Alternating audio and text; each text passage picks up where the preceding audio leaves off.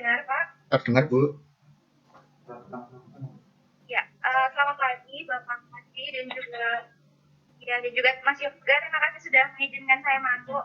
Saya cuma mau numpang ngecek peserta didik yang sudah bergabung siapa saja, itu saja, Mas. Oke.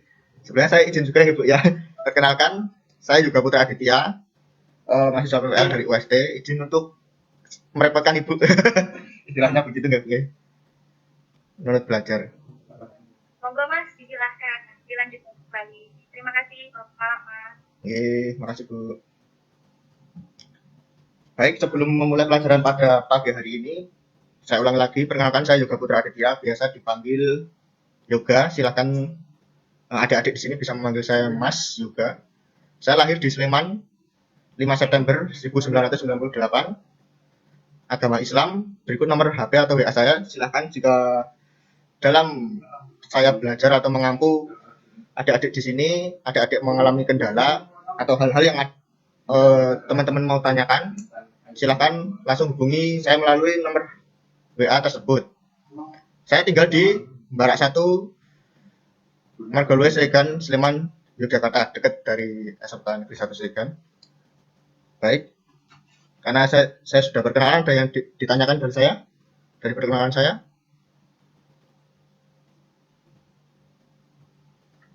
Tidak ada? Baik, kalau tidak ada, saya sekarang yang bertanya. Sebelumnya saya absen dulu. Nomor 1 Aditya Wahid Ramadhani. Apakah hadir? Hadir. Coba mana mukanya? Saya mau lihat. Siapa tahu saya pernah lihat.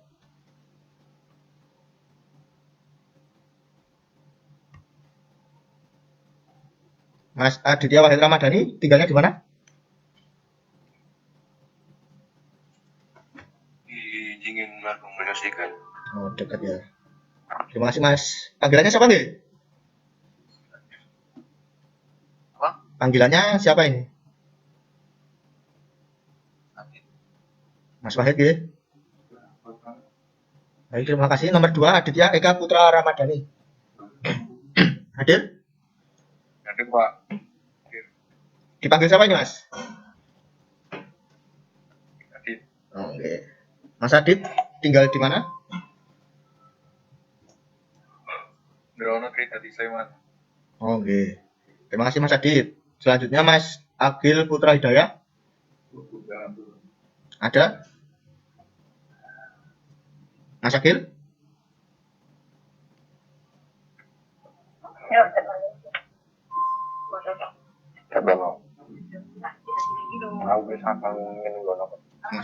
Mas Agil Putra Hidayah apakah hadir?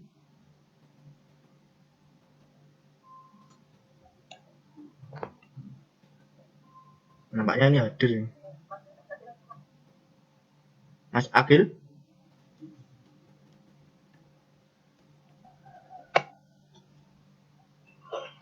Halo. Iya. Halo Pak. Halo, Mas Agil Putra Hidayah nggih? Dia Pak. Pak. Mati Pak. Oh ya. Namanya panggilannya siapa ya? Agil. Oh iya. Mas Agil tinggal di mana? Sawahan. Sawahan? Sawangan? Ya, terima kasih Mas Agil. Selanjutnya Mas Agus Dwi Rahmanto. Ada? Mas Agus Dwi Rahmanto. Tidak hadir ya kayaknya. Selanjutnya Mas Ahmad Naabilul Huda. Hadir. Mas, panggilannya siapa ini Mas? Nabilul. Oh ya. Tinggal di mana Mas? Selamat Tanit Kalasan Sleman. Waduh, kok sampai sana? Matosan nih Mas. Iya. Selanjutnya Mas Ahmad Wahyu Dwi Nugroho. Ada? Ahmad Wahyu Dwi Nugroho? Tidak ada nampaknya. Terus Mas Akhyar Tamimi. Ada? Hadir Pak. ya. Panggilannya siapa nih, Mas? Adian. Ya. Tinggal di mana, Mas? Rum Gandeng, Mayu dan Sleman. Oke, terima kasih Mas Ahyar. Selanjutnya Mas Alvin Rahyan Prasetya. Hadir?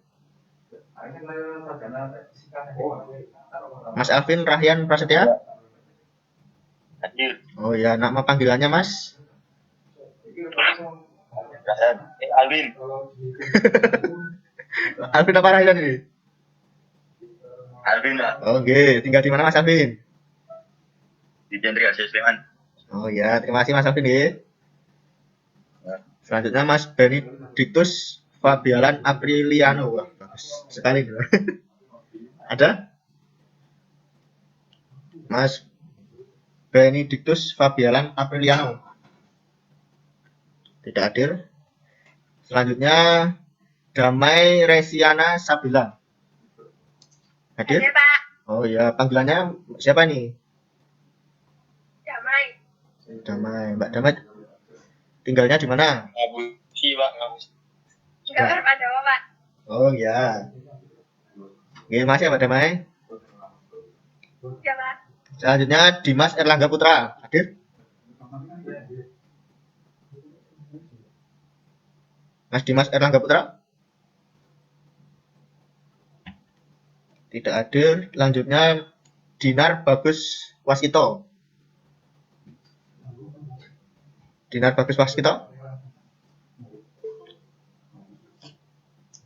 Tidak hadir. Mas Dito Ramandanu? Hadir. Oh ya. Panggilannya siapa Mas? Itu. Oke, Mas Dito tinggalnya di? Karena harus Mayu. Oh ya, dekat sini. Oke, masih Mas Dito. Selanjutnya Mas Fadil Ramadan Susanto. Fadil Ramadan Susanto hadir? Hadir, Pak. Panggilannya Mas siapa nih? Hadir, Pak. Oh ya, terima kasih Mas Fadil. Selanjutnya Mas Fatku Rizal Tamam. Halo. Halo, Hadir. hadir ya. Panggilannya siapa Mas? Rojun. Fatku. Rizal, Pak. Oke. Mas Rizal ini tinggalnya di mana? Serangan. Serangan tidak luhur Godean. Iya. Sleman. Oke, masih Mas Rizal. Selanjutnya Mas Galang Rifansyah. Ada? Galang Rifansyah? Tidak ada. Mas Galih Trio Saputro. Hadir. Mas Galih. Panggilannya Mas Galih? Iya, Pak. Oke, Mas Galih tinggalnya di mana?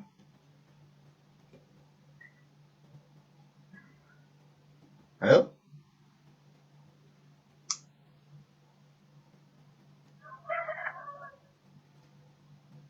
Mungkin ada kendala sinyal. Terima kasih Mas Galih. Selanjutnya Garda.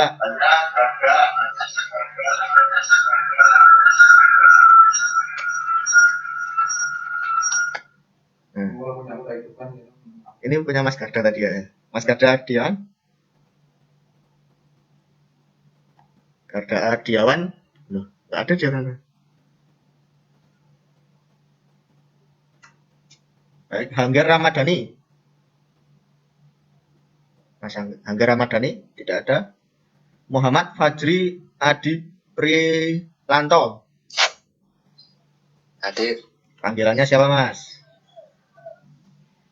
Fajri. Oke, tinggal di mana Mas? Di Legongan. Di Legongan. Sikat. Oke. Masih ya Mas? Itu Kak, dan di mana Pak? Ini.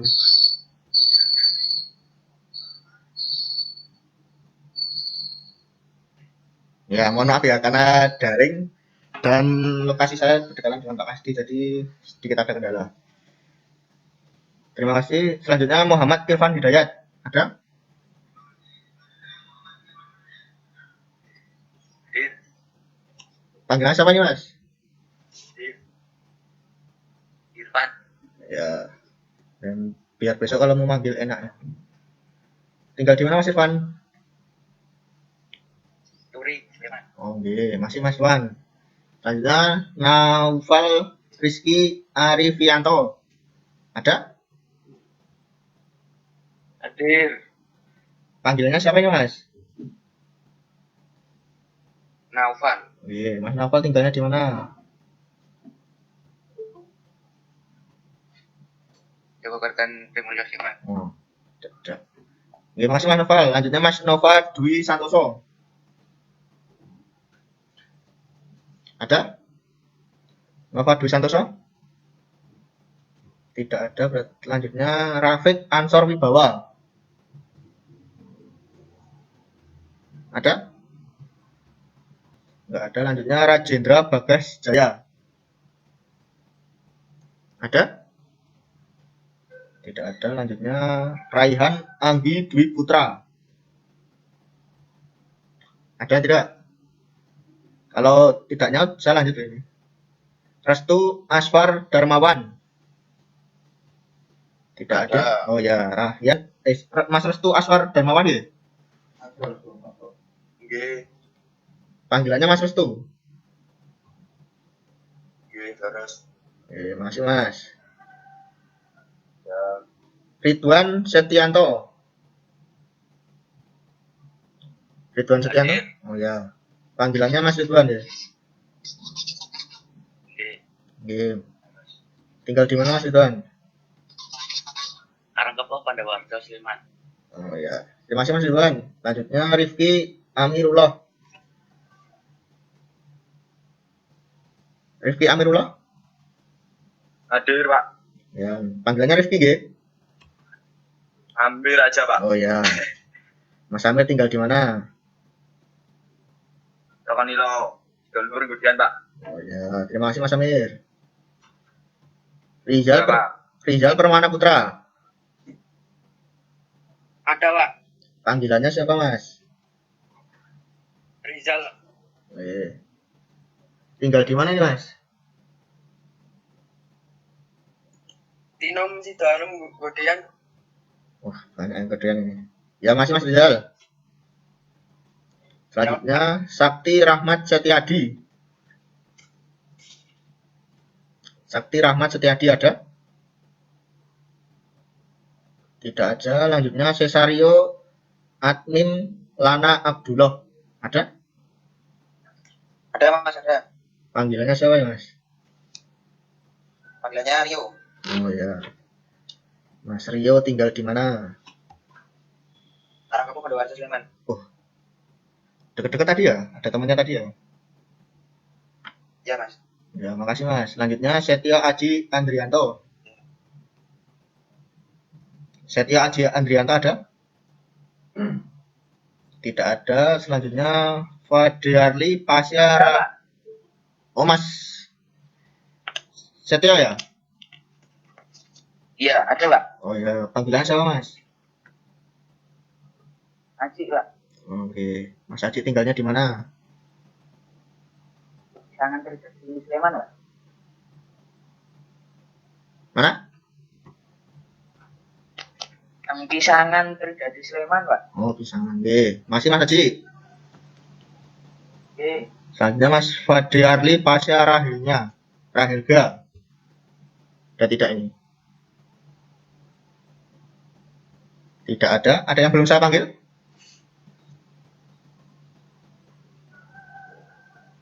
Ada yang belum saya panggil mungkin di sini?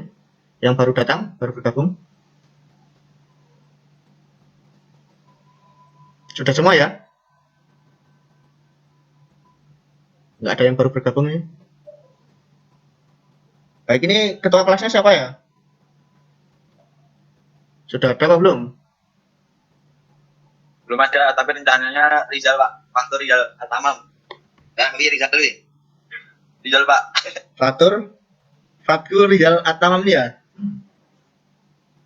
Ini Atamam siapa tadi namanya? Ya yang Rizal Atamam tadi ya. Udah diskusiin apa ini? Ya Pak, kalau enggak damai Pak. Kalau enggak Rizal damai gitu Pak. Oh ya, ini udah didiskusiin apa cari tumbal ini? Cari tumbal apa didiskusiin di grup ini? Udah pernah ketemu belum sebelumnya? Udah Pak, udah kenal semua. Wah, Udah pada. ini berarti ketuanya Mas Rizal ya? ACC ya ini? Ternyata cuma ditumbalin entar. Ya Pak, tanya dulu Pak, dia mau enggak Pak? Kok enggak? Muncul. Tanya dulu Pak, dia mau enggak? Mas Rizal tadi ada Tanya tuh. dulu aja. Siapa ini? Rizal Atamam. Rizal siapa Pak? Antum. Rizal Sepri. Oh ya, Antum. gimana Pak? Fatku Rizal Atamam, ada tidak ini? Halo? Jadi ketua ya Mas? Ya Pak, ayo. Harus sarapan Pak. Oh ya. Pagi-pagi ya. Baik. Hah? Hah?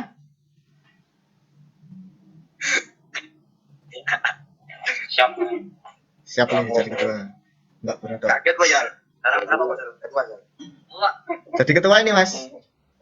Restu aja Pak, restu. nah, Kok Pak? Mas Rizal ya berarti ya? mau repot Pak. Enggak repot kok. Damai aja Pak, damai itu, damai. Nah, tampil itu aja. Apa ini? Aku Damai pengen aja. Oh. Mbak Damai itu ya Pak, main jadi ketua. Donda no Pak. Kalau nggak Rizal, damai. Ya sudah kalau gitu Itu aja. untuk sementara nggak berat kok, cuma tak buat catatan aja. Nanti sementara tak catat dulu Mas Rizal ya. Baik. Halo. Oke. Terus, Nah, kita lanjut ke materi ya. restu Ren. Nah, hari ini kita membahas tentang proses pembuatan baja. Yang kemarin sebelumnya sudah dimulai ada proses konverter, proses Bessemer, proses Thomas, proses Siemens Martin, dan Berapa Pak? proses basic oxygen furnace. Kemarin sudah di pertemuan sebelumnya sudah dibahas tentang proses tersebut. Kalau kita menarik ke belakang, proses pembuatan baja itu diambil awal mulanya dari pengolahan biji besi. Dari pengolahan biji besi, selanjutnya diproses di dapur tinggi. Di dapur tinggi diubah menjadi besi kasar. Nah, besi kasar itu biasanya dihasilkan dari proses dapur tinggi. Proses dapur tinggi itu biasanya disebut dengan nama blast furnace. Nah, untuk menghasilkan baja setelah tadi sudah diolah menjadi besi kasar, itu harus diolah lagi. Nah, prosesnya itu disebut proses konverter. Nah, proses konverter itu nanti dibagi lagi, proses konverter Bessemer dan proses konverter Thomas. Nah, yang kedua yaitu proses Siemens Martin dan selanjutnya proses basic oxygen furnace. Nah, yang kan kita bahas hari ini tuh, kita singgung sedikit ya, kita ulangi pelajaran yang kemarin. Proses konverter. Konverter itu adalah bejana yang berbentuk bulat lonjong, terbuat dari plat baja yang bagian dalamnya dilapisi dengan batu tahan api yang berfungsi untuk menyimpan panas yang hilang sekaligus menjaga supaya plat baja tidak lekas aus. Kemarin sudah, kita lewati saja. Ini gambar dari proses konverter. Nah, proses konverter itu dibagi jadi dua. Proses Bessemer yaitu asam dan proses Thomas yaitu basa. Biasanya proses Bessemer itu besi kasar, digunakan untuk besi kasar dengan kadar fosfor yang rendah. Kalau proses Thomas itu untuk besi kasar dengan kadar fosfor yang tinggi. Nah, ini proses Bessemer gambarnya. Dan ini yang Thomas. Caranya ini pertama prosesnya itu bejana itu dimiringkan dulu. Kalau teman-teman lihat molen ya, itu dimiringkan dulu, terus dimasukkan besinya, diolah, disemprotkan udara panas dari bawah sini dengan suhu yang sangat tinggi. Nanti sudah diolah jadi dimiringkan, ditaruh di wadah untuk dilanjutkan ke proses pencetakan.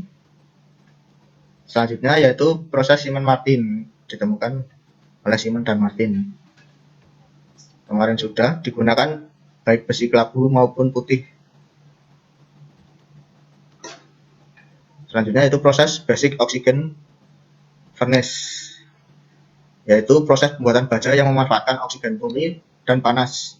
Oksigen ditiupkan ke areal besi kasar sehingga bisa membakar habis kotoran yang tersisa.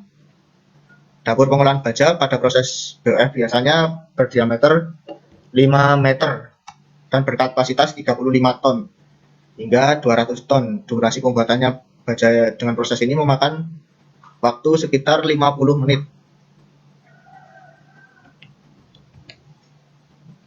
Nah, ini gambar proses BOF ya. Udara masuk, udara panas. Campurannya ini besi, kapur, dan kokas. Kalau teman-teman pelajari kemarin, kokas itu apa? Kokas itu bahan bakar atau batu bara. Selanjutnya proses dapur listrik. Prinsip kerja dapur listrik adalah apabila kedua kutub didekatkan pada jarak tertentu, maka akan terjadi loncatan listrik. Nah, loncatan listrik ini nanti yang dikenal dengan busur listrik yang dimanfaatkan sebagai sumber panas. Jadi hampir mirip sama teman-teman kalau besok melakukan pengelasan. Nah, itu awalnya elektroda itu digaduk ya istilahnya sampai ke bahan besi, campuran besi, kapur sama kokas tadi, muncul percikan api. Nah, itu agak ditarik sedikit nanti muncul busur listrik. Keuntungannya menggunakan proses dapur listrik itu apa? Ya, keuntungannya mudah mencapai temperatur yang tinggi dalam waktu singkat. Terus temperatur dapat diatur. Efisiensi termis dapur tinggi. Cairan besi terlindungi dari kotoran dan pengaruh lingkungan sehingga kualitasnya baik. Nah, ini yang belum dipelajari dari pertemuan kemarin yaitu proses dapur kopel. Proses dapur kopel ini dilakukan dengan cara mengolah besi kasar kelabu dan besi bekas menjadi baja atau besi tuang. Adapun proses kerja dapur kopel adalah yaitu sebelumnya dipanaskan pendahuluan agar bebas dari uap air. Selanjutnya bahan bakar, arang kayu dan kokas dinyalakan selama kurang lebih 15 jam. Setelah itu kokas dan udara dihembuskan dengan kecepatan rendah sehingga kokas mencapai 700 sampai 800 mm dari dasar tungku. Besi kasar dan baja bekas kira-kira 10 sampai 15% ton per jam dimasukkan. Terakhir 15 menit baja cair dikeluarkan dari lubang pengeluaran. Ini prosesnya. Jadi arang kayu dan kokas, besi kasar dan batu kapur dimasukkan dari atas ini, nanti diolah sekitar kurang lebih 15 jam. Terus 15 menit kemudian cair, terus dikeluarkan dari bawah ini. Terus masuk ke proses pendinginan dan pencetakan. Selanjutnya yaitu proses dapur cawan. Nah, ini gambarnya. Ini merupakan salah satu metode yang paling banyak digunakan sampai sekarang. Adapun mekanismenya yaitu pertama proses kerja dapur cawan dimulai dengan memasukkan baja bekas dan besi kasar dalam cawan. Kemudian ditutup rapat. Selanjutnya dimasukkan gas-gas panas yang memanaskan sekeliling cawan dan muatan dalam cawan agar besi kasar tadi dapat mencair. Yang terakhir, besi cair tersebut siap dituangkan untuk dijadikan baja-baja istimewa dengan menambah unsur-unsur paduan lain. Nah, kalau bisa kita simpulkan agar lebih mudah teman-teman membayangkan. Di awal pembelajaran sudah dijelaskan material teknik itu umumnya dibagi menjadi dua, yaitu logam dan non logam. Nah, yang kita bahas sekarang yaitu proses pengolahan logam. Proses pengolahan logam itu bahan baku pertamanya tadi dari biji besi. Biji besi ditambang di Indonesia banyak tempat-tempat tambang biji besi. Terus biji besi diolah atau masuk proses sinterisasi. Setelah itu masuk dapur tinggi tadi atau blast furnace. Di dalam dapur tinggi tadi diolah biji besi, terus kapur sama kokas diolah. Nanti hasilnya yaitu besi kasar. Nah, besi kasar itu terbagi menjadi dua, yaitu besi kasar kelabu biasanya untuk dijadikan besi tuang, dan besi kasar putih biasanya dijadikan untuk besi tempa. Nah, bagaimana cara mengolah baja? Nah, dari proses pembuat dapur tinggi tadi dilanjutkan ke proses yang lain seperti proses Siemens Martin, proses Bessemer, konvektor, dapur listrik, terus proses cawan. Nah, itu diolah lagi dengan mengurangi kadar karbonnya. Sampai sini ada pertanyaan?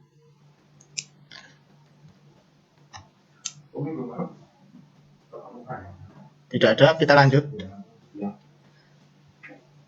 Nah, produk logam vero. Yang pertama yaitu besi.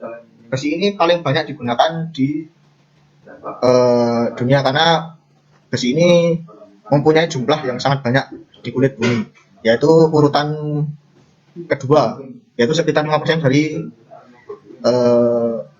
kulit bumi.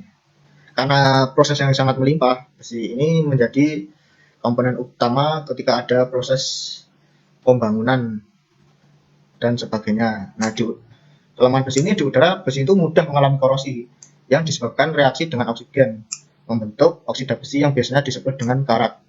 Nah, dalam industri, besi diisolasi melalui proses reduksi dari oksidanya. Nah, biasanya dikurangi kadar oksigennya, itu biasanya ya reduksi yang digunakan adalah gas karbon monoksida. Nah, produk utama besi itu apa tahu? Produk utama besi biasanya merupakan diolah lagi menjadi baja agar tidak mudah mengalami karat. Nah, baja tahan karena baja tahan terhadap pengaruh lingkungan, mudah dibentuk dan mudah ditempa, memiliki kekasaran yang baik dan mengandung 0,02% sampai 1,5% karbon. Selanjutnya yaitu besi kasar. Nah, ya seperti yang sudah saya jelaskan tadi, dari biji besi diolah, terus masuk proses sinterisasi di dapur listrik, terus hasilnya itu yaitu besi kasar. Besi kasar ini belum bisa digunakan, jadi masih harus diolah-olah kembali menjadi misalkan baja rendah, sedang, tinggi, seperti itu. Nah, besi kasar itu adalah logam campuran besi dan karbon yang mengandung unsur-unsur campuran lainnya di atas 10%. Besi tersebut dapat dikatakan logam murni dari besi tuang yang mempunyai komposisi unsur karbon dan unsur logam lainnya. Nah, unsur karbon yang bercampur dengan besi kasar sekitar 3-4%. Pada umumnya besi kasar mengandung paduan karbon sekitar 0,1 sampai 3% dengan karbon bebas lebih dari 2,7%. Nah, unsur lainnya itu seperti silikon, mangan, fosfor, seperti itu. Lanjut. Nah, besi sudah, besi kasar sudah, selanjutnya itu besi tuang. Apa itu besi tuang? Nah, besi tuang itu dapat didefinisikan sebagai paduan dari besi dengan lebih dari 1,7% karbon. Biasanya kadar karbon ini berada pada kisaran 2,4 hingga 4%. Nah, besi tuang ini masih diklasifikasikan. Klasifikasinya menjadi apa? Yaitu yang pertama besi tuang kelabu. Besi tuang kelabu ini dia mempunyai kadar karbon 2,4% hingga 4%. Tuang kelabu ini dia keras, tapi karena mengandung grafit, dia jadi mudah getas, istilahnya getas. Nah, tapi untungnya besi tuang kelabu ini dia tahan getaran. Jadi biasanya digunakan dalam konstruksi-konstruksi yang membutuhkan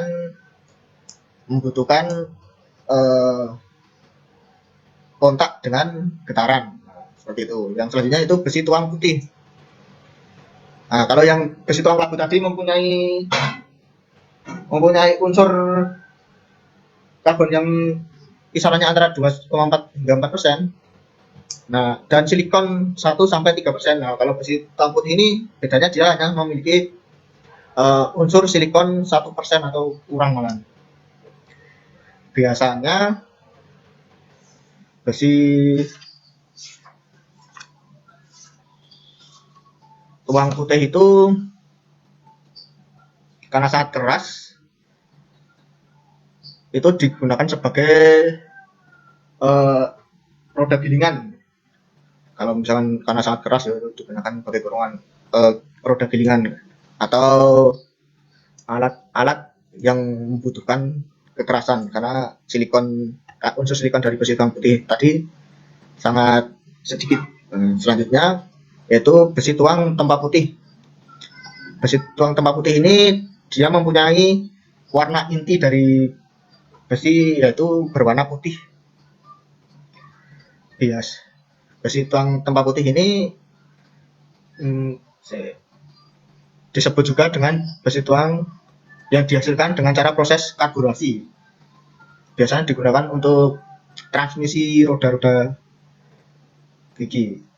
Nah, selanjutnya itu besi tuang tempa hitam. Kalau yang besi tuang tempa putih tadi dia keras, terus biasa digunakan menjadi transmisi gigi-gigi dan mempunyai warna inti yang putih. Kalau yang besi tuang tempa hitam ini mempunyai warna inti yang hitam. Tapi kalau dibandingkan dengan besi tuang tempa putih, untuk baiknya menggunakan besi tuang tempa putih. Karena besi tuang tempa hitam itu dia kadar karbonnya tidak lebih dari 2,4%. Biasanya digunakan untuk itu poros garden itu biasanya. Nah, selanjutnya yaitu ada besi tuang perlit, yaitu dihasilkan dengan cara pengerjaan panas pada besi tuang tempa putih. Selanjutnya besi tuang kualitas tinggi. Nah, kalau tadi kan besi tuang labu itu karena mengandung unsur grafit, dia bisa mudah retas, bisa mudah kokoh lah istilahnya. Nah, itu besi tuang kualitas tinggi adalah besi tuang kelabu yang diperbaiki dicampur dengan unsur-unsur lainnya sehingga lebih kuat. Nah, yang terakhir yaitu besi tuang paduan. Besi tuang paduan ini jika dibutuhkan itu dia akan ditambah paduan-paduan lain untuk memperbaiki kualitasnya seperti menambah keras, terus tahan panas. Kenapa tidak langsung digunakan besi tuang paduan? Karena dari proses produksinya itu besi tuang paduan itu bisa dikatakan spesial, membutuhkan proses-proses yang lainnya gitu. Habis besi tuang yaitu ada besi tempa. Nah, ini paling banyak ini ditemui pasti. Besi tuang tempa ini dia memiliki kadar karbon yang rendah. Nah, seperti ini adalah besi alloy dengan kandungan karbon yang amat rendah, kurang dari 0,08%. Komposisinya di bawah dari komposisinya itu merupakan 99%, jadi di bawah 1% itu karbonnya. Jadi 99%-nya besi murni, di bawah 1% karbon. Sifatnya dapat ditempa, nah, dan tidak dapat dituang. Banyak barang-barang yang sebelumnya mereka akhirnya menjadi barang yang terbuat dari baja ringan, diproduksi dari bahan besi tempa, seperti paku keling, paku, kawat, rantai, rel, kereta api, kopling, air dan uap pipa, mur, baut, sepatu, pegangan tangan, gerobak ban, tali untuk kayu atap gulungan dan hias besi. Selanjutnya yaitu besi lunak atau besi karbon rendah. Nah, besi lunak ini mengandung karbon dengan campuran baja karbon kurang dari 0,3%. Baja ini bukan baja yang keras karena mengandung karbonnya yang rendah. Kurang dari 0,3%. Baja lunak tidak dapat dikeraskan karena kandungan karbonnya tidak cukup untuk membentuk struktur martensit. Biasanya digunakan untuk membuat mur, skru pipa, dan keperluan umum dalam bangunan. Nah, ini tadi salah satunya piramid dengan besi tempa ya. Nah, baja karbon sedang. Jadi baja karbon itu dibagi 3 ya. Kalau berdasarkan unsur karbonnya itu baja karbon rendah, sedang, dan tinggi. Kalau yang baja karbon rendah tadi mempunyai kadar karbon di bawah 3%, atau kalau teman-teman mencari itu ada juga yang menyebutkan di bawah 0,25, tapi kita gunakan yang 0,3. Kalau yang baja karbon sedang itu dia antara 0,3 sampai dengan 0,7% kandungan karbonnya. Nah, baja karbon sedang merupakan baja karbon dengan presentasi kandungan karbon pada besi sebesar 0,3% sampai 0,59% karbon. Baja karbon sedang biasanya digunakan untuk pembuatan poros, rel kereta api, roda gigi, baut, bekas, dan komponen mesin lainnya. Nah, yang selanjutnya itu baja karbon tinggi. Ini kalau dibandingkan dengan yang dua tadi lebih keras karena unsur karbonnya lebih tinggi. Nah, baja karbon tinggi adalah baja karbon yang memiliki kandungan karbon sebesar 0,7% sampai 1,5 atau 1,6 antara itu. Baja karbon tinggi memiliki sifat tahan panas, kekerasan, serta kekuatan tarik yang sangat tinggi. Akan tetapi baja karbon tinggi itu tidak ulet, dia gampang getas.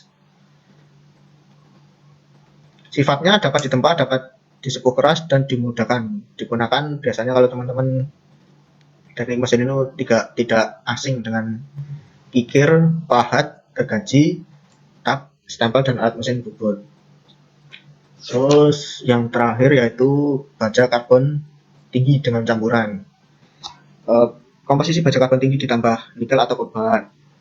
Jadi kalau tadi baja karbon tinggi itu kadar karbonnya 0,7 sampai 1,6 ya. Itu kalau baja karbon tinggi dengan campuran itu masih ditambah unsur lain seperti nikel atau kobalt, terus krom atau tungsten. Sifatnya rapuh, tahan terhadap suhu tinggi, mudah mencair ya, tanpa kehilangan kekerasannya. Jadi walaupun dia berada di suhu yang tinggi, kekerasannya itu masih tetap terjaga dan dapat disepuh keras dan dimudahkan.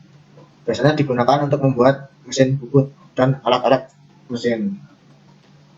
Nah, kalau terakhir yaitu besi baja itu diklasifikasikan menjadi 3 berdasarkan komposisi kimianya. Apa itu komposisi kimianya? Yaitu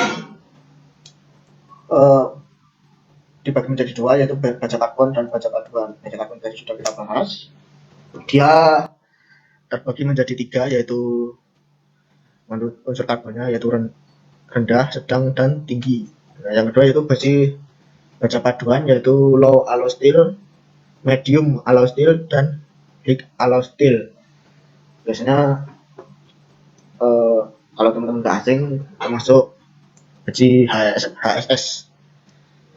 Terus apa klasifikasi yang kedua? Kalau yang tadi komposisi kimianya, yang kedua yaitu berdasarkan penggunaannya. Nah, berdasarkan penggunaannya itu baja konstruksi itu dibagi menjadi 2, yaitu baja konstruksi dan baja perkakas. Yang terakhir yaitu baja itu diklasifikasikan menurut strukturnya, yaitu baja perlit, baja martensit, dan baja austenit. Sampai sini ada pertanyaan? Mungkin udah terakhir ini ada?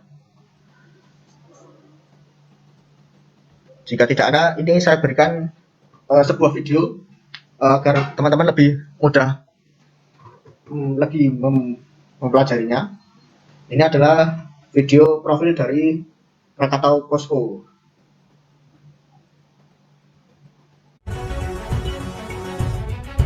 Krakatau Posko merupakan pabrik baja terpadu pertama di Asia Tenggara dengan menerapkan teknologi blast furnace. Dalam menghasilkan produk baja terbaiknya, Krakatau Posko dilengkapi dengan fasilitas berteknologi tinggi yang modern dan mutakhir.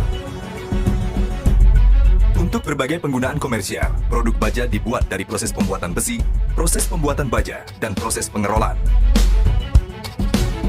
Proses pertama adalah proses pembuatan besi, di mana biji besi dileburkan menjadi besi cair. Pada proses ini, biji besi dan batu bara yang merupakan bahan mentah baja diangkut dari berbagai tempat dan kemudian dibongkar di pelabuhan. Biji besi dipindahkan melalui belt conveyor dan diubah menjadi butir-butir sinter dengan ukuran tertentu. Melalui proses sinterisasi, sementara batu bara dipanggang pada suhu 1000 derajat Celcius atau lebih untuk membuat kokas. Blast furnace atau tungku tanur tinggi adalah tungku besar setinggi 100 meter. Butir-butir biji besi, sinter, dan kokas dimasukkan ke dalam tungku dari bagian atas, dan udara dengan suhu 1200 derajat Celcius dihembuskan dari bagian bawah tungku. Proses ini akan mengoksidasi kokas dan mereduksi butir-butir biji besi dan sinter, menghasilkan campuran cair yang disebut besi cair. Proses kedua adalah pembuatan baja. Besi cair akan ditampung ke dalam ladle dan dibawa ke pabrik pembuatan baja dengan multi-mover untuk menghilangkan pengotor seperti karbon, fosfor, dan sulfur. Ada 4 proses utama di dalam pabrik pembuatan baja. Salah satunya dengan proses konverter. Dengan dihembuskan oksigen murni, dilanjutkan dengan penambahan material lainnya agar dihasilkan baja cair murni dan komposisi yang sesuai dengan permintaan pelanggan. Pada proses selanjutnya, baja cair murni dituang ke dalam cetakan, melewati proses di mesin pengecoran kontinu, di mana baja cair didinginkan dan dipadatkan menjadi produk slab baja. Proses terakhir adalah proses pengerolan. Pada proses ini, slab diolah menjadi produk plat baja dalam beragam ukuran dan ketebalan. Setelah slab baja dipanaskan pada suhu di atas 1100 derajat Celcius dan diproses menggunakan roller besar yang berputar, maka slab baja akan berubah menjadi plat baja. Produk plat baja dapat memenuhi kebutuhan infrastruktur industri, seperti industri galangan kapal, industri minyak dan gas bumi, konstruksi, alat berat, dan lain-lain. Nah, dari pelajaran yang sudah saya sampaikan tadi, apakah ada pertanyaan dari teman-teman? Apakah ada pertanyaan? Kalau tidak, ya kita akhiri. Ya Pak, kenapa? Suara saya bisa didengar nggak ya dari tadi?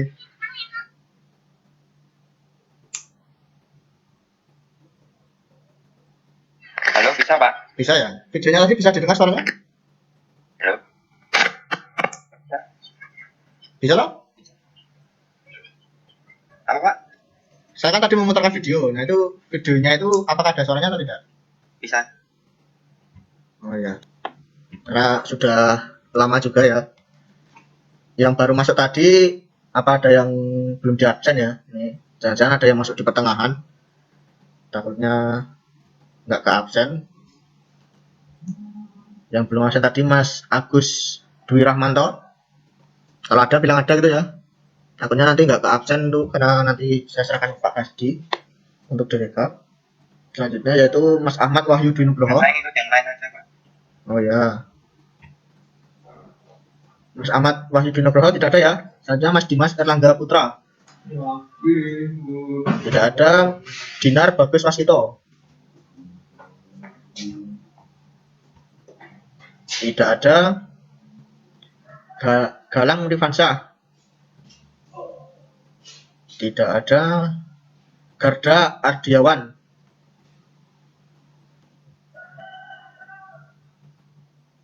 Tidak ada juga. Hangger Ramadhani. Tidak ada. Terus Nova Dwi Santoso. Rafiq Ansor Wibowo. Rajendra Bagas Jaya. Rahyan Anggi Dwi Putra. Sakti Rahmat Setiadi. Nah, itu tadi yang pada absensi pertama tadi dia tidak hadir. Sama Mas Fadearli Pasyarahilnya. Hadir. Oh ya. Tadi terlambat ya Mas ya? Hadir, Pak. Ya. Wah. Iya Mas Pasya tadi.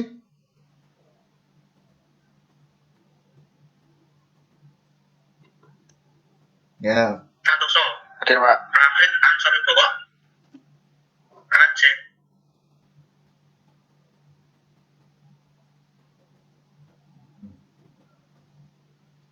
Baik, kalau misalkan tadi yang namanya saya sebutkan ternyata belum saya absen, nanti saya ulang lagi melalui grup WhatsApp untuk yang tadi belum absen. Apakah ada pertanyaan sebelum saya akhiri?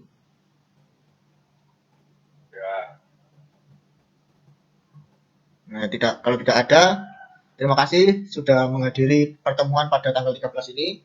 Semoga apa yang saya ajarkan atau saya sampaikan bisa diterima oleh adik-adik. Dan untuk berikutnya, saya akan berikan soal latihan berisi 10 pilihan ganda. Nanti teman-teman langsung isi saja, nanti saya share melalui Oke, Pak.